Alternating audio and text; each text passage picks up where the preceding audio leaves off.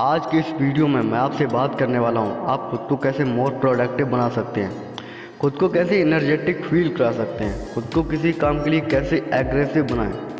आपने अपने चारों तरफ देखा होगा बहुत से लोग जो लाइफ में बहुत कुछ करके दिखाते हैं। वो कुछ खास नहीं करते हैं, वो बस अपने आप में कुछ चेंजमेंट लाते हैं। अपने आप में चेंजमेंट लाने से आप भी बहुत कुछ कर सकते हैं। प्रोडक्टिव बने रहने के लिए हमको बस 4 स्टेप्स फॉलो करने पड़ते हैं। आप उन पहले 4 स्टेप्स को देखिए। उसके बाद आपको अगर ये वीडियो अच्छा ना लगे तो आप चैनल को अनसब्सक्राइब कर देना।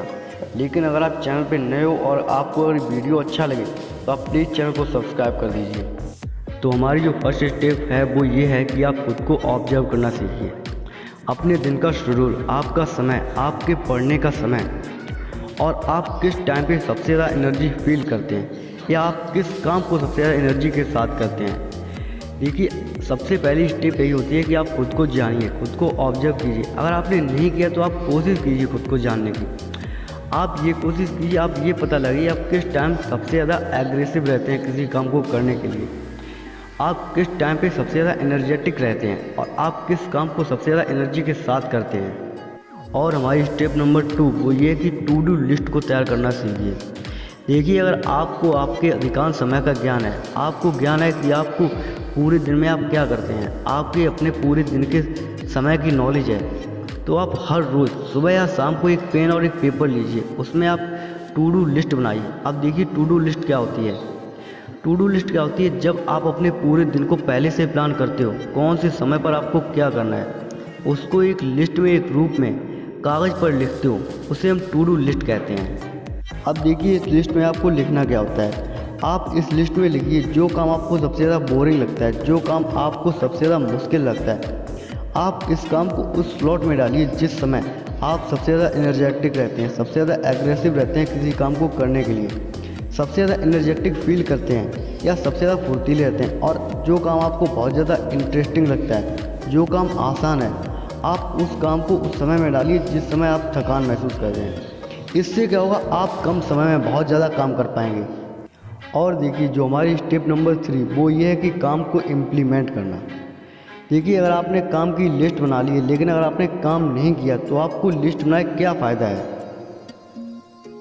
अब ऐसा होता है कि हम नहीं जानते कि हमारे साथ फ्यूचर में क्या होने वाला है, लेकिन एक बात तय है कि 80 से 85% का जो फ्यूचर होता है वो आपके ऊपर डिपेंड रहता है, आपके काम के ऊपर डिपेंड रहता है कि आप फ्यूचर में क्या करने वाले हो, क्या हासिल करने वाले हो।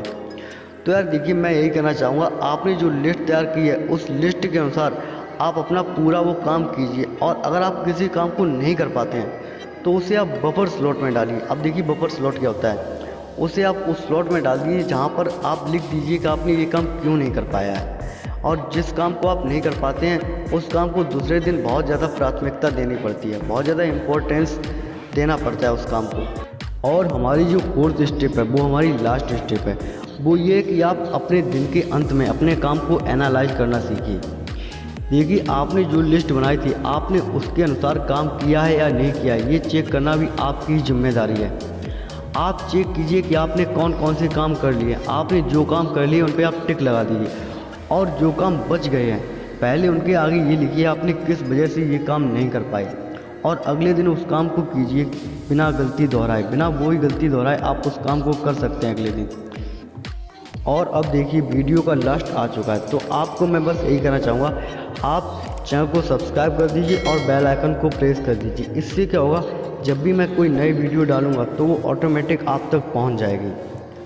और आप मुझे कमेंट सेक्शन में बता सकते हैं, अगर आपको ऐसे ही प्रोडक्टिव टिप्स चाहिए तो मैं एक और वीडियो बना दूंगा। मेरे पास और भी बहुत सारे तरीके हैं जो आपको बहुत ज़्यादा प्रोडक्टिव बना सकते हैं।